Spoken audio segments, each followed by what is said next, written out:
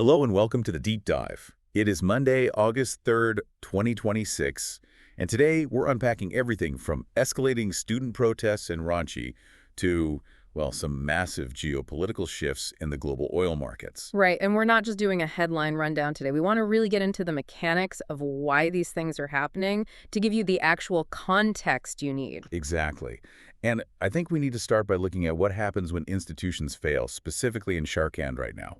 For 5 days, hundreds of students have basically taken over the Jaipal Singh Wanda Stadium in Ranchi for an indefinite sit-in. Yeah, it's a massive mobilization. There really is. They're protesting these alleged irregularities in the 14th Public Service Commission and the Staff Selection Commission recruitment exams. Specifically, they want the April 19th prelims canceled entirely. And they're not backing down. I mean, they've been doing these huge torchlight processions to Albert Ekachok, and they have very, very specific demands. Right, it's not just a vague protest. Exactly. It's not just, asking Chief Minister Hemant Soren to resign on moral grounds, though they do want that. They're explicitly demanding a not attempted option on their OMR sheets. Wait, let me just pause you there. Yeah. Why? What does adding a not attempted bubble actually solve for them? It's actually a brilliantly simple anti-tampering mechanism. So you know how an OMR sheet works, right? The standard bubble-in test form? Yeah, sure. Usually, if you don't know the answer, you just leave it blank. But the fear is that a corrupt official could just take your blank sheet later and bubble in the correct answer for you. Oh, wow. Right. But if you're forced to bubble in a specific circle that says not attempted, it locks your answer in. It physically stops someone from altering that blank space after you hand it in. That is incredibly smart. But it's also, it's deeply depressing that students have to design their own anti-corruption protocols, right? Yeah, it really is. And when you hear quotes from aspirants like Ankit Kumar or Sneha or Archana Kumari, they're pointing out that these leaks are destroying lives. These are mostly farming families who are betting their entire livelihoods on passing these exams. And the chief minister did actually order a CID inquiry into this, didn't he? So why are they so vehemently rejecting a state-led CID probe and demanding the CBI instead? It just comes down to a total trust deficit. The CID is a state-level police agency. So for these students, having the state investigate a state exam board, it feels like asking a company's PR department to audit their own finances. Right, they're grading their own homework. Exactly. They want the Central Bureau of Investigation to step in and look at all the exams over the past 7 years because they feel like only a federal agency can cut through whatever local political interference is happening. And, that same anxiety about the future of India's youth is playing out on the national stage right now, too, just in a very different arena. Prime Minister Modi just launched this massive initiative. It's the Nasha Mukti Yuva for Viksit Bharat Sankalp Abhiyan. Right, a nationwide push for a drug-free youth. And the scale of this rollout is immense. Tell me about it. We are talking about a 100-week campaign connecting over 1 crore young people across 28,000 different locations. The goal is to get the youth to pledge a drug-free lifestyle. Yeah, and the core message is really tying personal fitness directly to India's goal of becoming a fully developed nation by 2047. But looking through the address, the messaging felt like it was walking a very complex tightrope. How do you mean? Well, on one side, you have the Prime Minister urging families not to hide addiction. He's actually calling people in rehab true warriors who need a second chance, which is very compassionate. But in the exact same breath, he's talking about thousands of crores in drug seizures and explicitly claiming that hostile countries are intentionally pushing narcotics to weaken the youth. Right. It is a remarkably difficult balance to strike in public policy because you're trying to frame addiction as a compassionate public health crisis on one hand, but then a hardcore national security threat on the other. If a hostile nation is weaponizing drugs, your instinct is intense law enforcement, right? Border crackdowns. But if the victims of that attack are your own citizens who just desperately need medical rehab, you need systemic health reform instead. It's really tough for the state to be the sympathetic doctor and the strict general at the very same time. Well, speaking of the state being stretched thin, sometimes everyday citizens just have to step up and play the savior. The flooding in Assam right now is catastrophic. It is devastating. Rivers like the Dikau are flowing way above danger levels. We're looking at 1.78 lakh people affected across 7 districts. 82 people have died. Yeah, but right in the middle of that sheer institutional crisis, you have this incredible story of Shravan Kumar. Right. He's a 25-year-old, a Class 10 dropout from Bahubor in Sivasagar. And on July 19th, he was out by the river at like 3 a.m. trying to collect floating logs, which is just a routine way his family survives financially during the monsoon. But the currents were incredibly violent that night, and his own home actually started going under. But instead of saving his family's belongings, he just grabs a Tulunga Nau, which is a traditional wooden boat, and just starts rescuing people. Yeah. I mean, he's pulling kids out of submerged homes in pitch darkness, dodging crashing timber in the water. He and a few friends ended up saving roughly 2,000 people across 5 villages. Which is staggering, especially when you contrast that with the delayed official response. Right. The state did eventually mobilize. They set up 44 relief camps to shelter about 15,000 displaced residents. But in those critical first few hours, when the water was rapidly rising, and keep in mind, even experienced boatmen were refusing to go out because it was just too dangerous, the institutional response just wasn't there yet. It's like waiting for a cavalry that might not arrive, so you just have to build your own shield. You do what you have to do to survive. Exactly. It exposes this terrifying gap in disaster management. Institutional machinery takes time. It has to mobilize, assess risk. Floodwaters don't wait. No, they don't. And Shravan had zero formal rescue training, just local knowledge and absolute bravery. And he became the only lifeline for 2,000 people. Now, jumping from physical survival in Assam to a really fierce debate over legal survival in Kolkata, exiled writer Taslima Nasrin is back in the city after 19 years. Wow, 19 years. Yeah, she originally had to flee violent protests back in 2007, so her return is heavily symbolic. And she's definitely not staying quiet. Not at all. She's using her platform to aggressively demand a uniform civil code, or UCC. But not just for India, across the entire Indian subcontinent, including Bangladesh and Pakistan. That's a massive demand. It is. Her core argument is that religious personal laws inherently persecute women and that only a secular legal framework can protect them in modern society. She also called for banning madrasas entirely in favor of secular schools. And she brought a lot of geopolitical weight to her claims, too.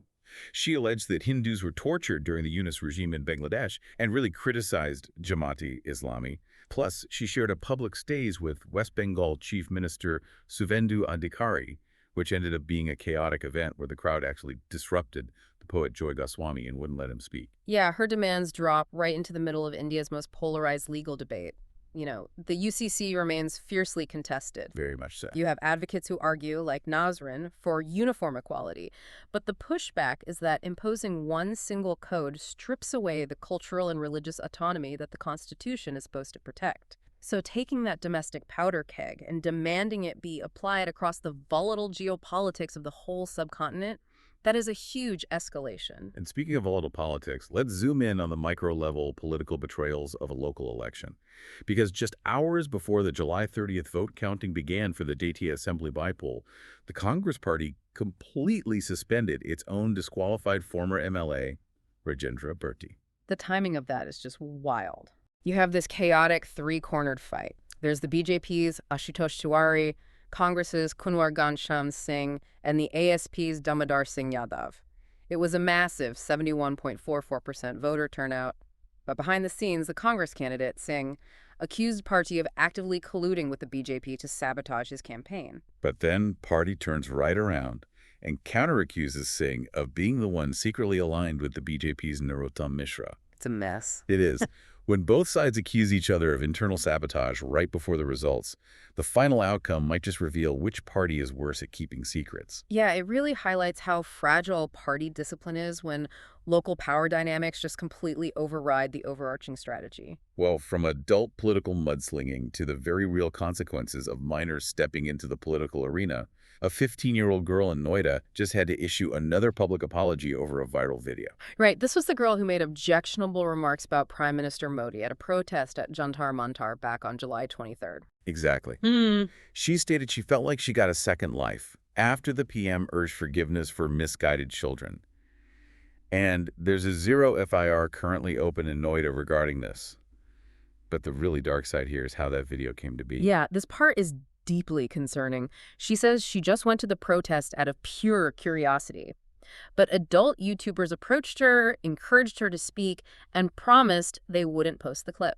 Which, of course, they did. Right. And then her phone number was leaked, and she started receiving horrific threats of sexual violence. It's awful. And it really brings up this massive tension between legal accountability and protecting minors. I Yeah. mean, you have a 15-year-old being used as a pawn by adults looking to monetize outrage in a highly charged environment. It forces us to ask how we safeguard kids who get chewed up by this digital amplification machine. Definitely.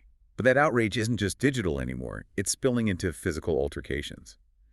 Independent MP Papu Yadav from Purnea was just attacked right in the middle of a press conference in Delhi. Yeah, a man named Sumit threw a shoe at him. This was supposedly linked to Yadav's remarks about laws regarding stolen Ram temple donations. Total chaos broke out. And Yadav is claiming, though it's unconfirmed by police so far, that the attacker also pulled a knife. Which makes you wonder, when does the symbolic act of political dissent cross the line into a legitimate security threat? Well, throwing a shoe is classic political theater designed to humiliate. But once you introduce a physical scuffle, or even the possibility of a weapon, the theater ends. It's a glaring security failure for public figures. And that question of systemic security brings us to Kashmir. National Conference President Farooq Abdullah is demanding that authorities reveal the actual identities of those who recently killed 2 migrant laborers in Kuldam and a policeman in Anand. Right. Abdullah is essentially questioning the government's narrative. The administration claims that post-Article 370, terrorism has ended and the borders are sealed. Abdullah is saying, well, if they are sealed, how are these infiltrators getting in? Exactly. He's demanding J&K statehood be restored. Yeah. And he's putting a huge spotlight on the protests happening in Pakistan-occupied Jammu and Kashmir right now. The JMAC is protesting over 12 disputed assembly seats, and he's urging a UN delegation to visit. It's this sharp contrast, right? Abdullah is demanding transparency because of ongoing violence, while the administration is maintaining a firm stance that stability has drastically improved since 2019. Well, shifting from debates over state authority in Kashmir to the use of extraordinary laws in Assam, Congress leaders Jairam Ramesh and Gaurav Gogoi are accusing the Assam government of misusing the National Security Act, the NSA, to detain a land rights activist named Pranab Dole. And this happened on July 30th, just one day after a Sessions Court judge actually granted him bail. Wow, just one day. Yeah. Dole was protesting a 5-star resort near Kaziranga National Park, and the judge explicitly stated that criminal law shouldn't be used to suppress legitimate ecological anxieties. But then the government swoops in with the NSA anyway, citing suspicious foreign transactions, which is incredibly vague. It's like a legal game of whack-a-mole. The moment the regular courts grant freedom, the state uses an unchallengeable hammer like the NSA to override it. Right, and Gogoi even pointed out that the NSA was threatened against artists in the past over a Zubeen Garg mural. It really blurs the line between national security and silencing dissent. Let's pivot from legal battles to literal battles on the sporting mat.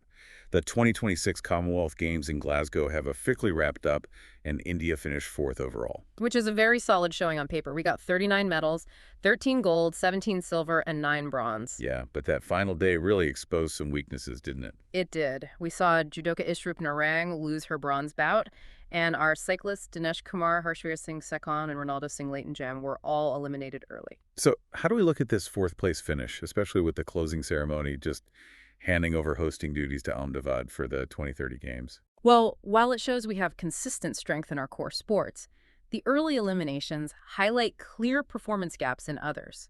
And these results are going to completely shape India's massive investment strategy over the next 4 years if we want to dominate a home soil games. Right, and you can plan all the strategies you want, but sometimes the human body has other plans.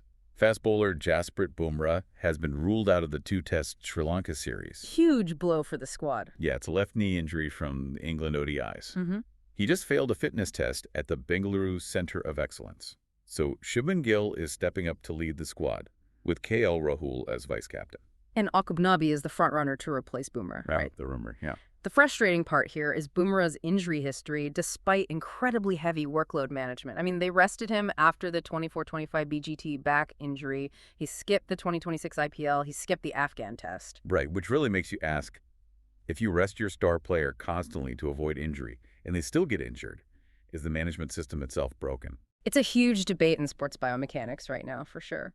Now, from the fragility of athletes to high-stakes global geopolitical maneuvering, oil prices just tumbled. WTI is down 4.5% to $80.89, and Brent crude dropped 4.4% to $84.10. And that massive drop happened right after President Trump called off a planned military strike on Iran. Yeah, Trump claims Iran asked for a pause and agreed to the perimeters of a deal, which supposedly included opening the Strait of Hormuz. But Iran had a totally different reaction. Their defense minister called the whole thing psychological warfare, and state media dismissed Trump's demands as just a wish list. So if Iran is publicly rejecting it, why did the oil market drop the price? Because global energy is just incredibly sensitive to the Strait of Hormuz, a huge chunk of the world's oil flows through there. So the second the strike was paused, traders immediately unwound their geopolitical risk premiums. They don't care about the political posturing, they just care that the immediate threat of a blockade is gone. And those global waves are crashing right into our domestic markets. After a brutal 4-month equity sell-off where they pulled out $26.41 billion, foreign institutional investors, FIIs, are finally resuming buying in India. Yeah, in July, they bought $2.31 billion in Indian equities. It was the strongest month for fundraising since November 2024. Wow, over 52,300 crore raised. So what is actually driving this sudden influx of money? Softening global inflation and rate cut hopes are a part of it. But crucially, global funds are rotating their money out of really crowded AI and semiconductor trades in South Korea and Taiwan, and they are bringing it into India. Which is fascinating because even with oil creeping toward $100 a barrel, Indian markets like the Sensex and Nifty still gained 2%. Is this durable, though? That's the million-dollar question. Well, it leaves us with this final provocative thought for you to chew on. If global funds are already rotating money away from crowded AI trades in East Asia and seeking safety in Indian equities, how might the next major leap in AI technology fundamentally rewrite the map of global wealth over the next 12 months? That is going to be something we'll all be watching closely. Thank you so much for joining us for today's deep dive. We'll be right here waiting to explore the next set of stories with you. Until then, keep digging deeper.